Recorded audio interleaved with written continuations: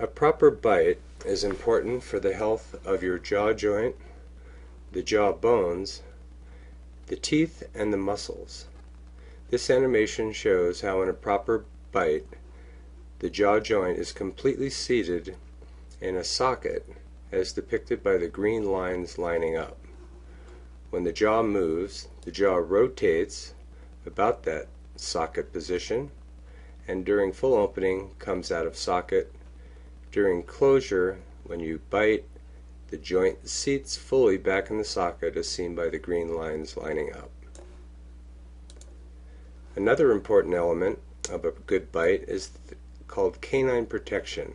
In this animation, you'll notice how the canines instantly separate all the back teeth when moving sideways. Typically, jaw problems and tooth grinding occur at night when patients aren't aware of what they're doing.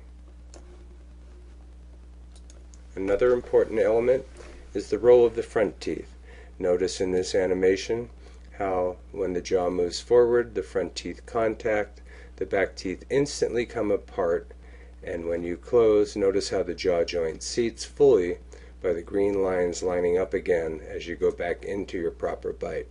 The muscles function in a very specific way when the bite is proper and the jaw joint seated fully in its socket. Notice in this animation, during opening, there's a muscle that's attached to the chin, goes somewhere down near the Adam's apple, and pulls the chin down as you start to open. During full opening, another set of muscles called pterygoids contract and pull the jaw joint out of socket. These are the only two muscles that should be functioning during opening. During closing, the large blue muscles are the closing muscles, and the large blue one around the side of the head is called the temporalis muscle, where this muscle is often a cause of headaches during nighttime clenching and grinding. In closure, notice how the big muscles take over, bring the jaw joint up to its position in the socket where the green lines line up, and the patient comes back into a full bite. The key understanding here is that the little blue muscles, the pterygoid muscles, are completely relaxed, and that's shown in this animation by becoming blue. Your dentist has determined that when you bite, when you're awake, the jaw joint is not fully seated as shown by the green lines not lining up. Although you can open and close and go back into a bite, notice how you habitually, when awake, bite where the teeth fit the best, but notice how the joint isn't fully seated. At nighttime, when you're not aware of where you're biting, you have the ability for the jaw joint to go to a different position as seen here by the green lines lining up.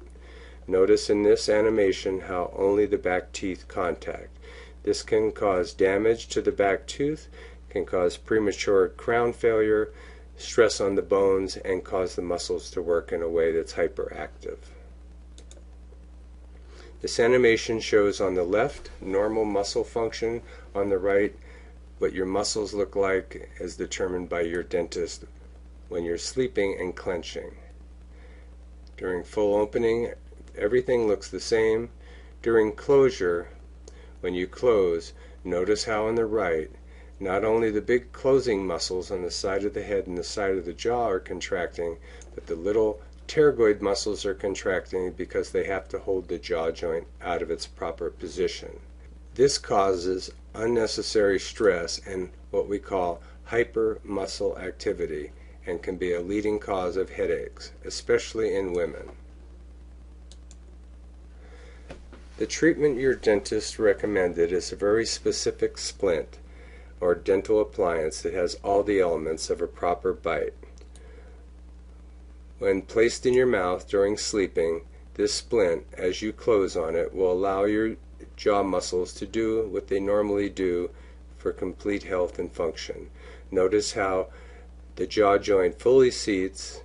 The only muscles that are functioning are the muscles that close your mouth, and the small pterygoid muscles are relaxed. To give you another view of that, we'll back up and review how the muscles are in a hyperactive position, contracting in ways that are abnormal. The joint is not seated. The appliance allows you to close and as you close and swallow on it, seat the jaw joint. It has proper tooth contact, and it also has the elements of separating your front teeth if you move forward or sideways.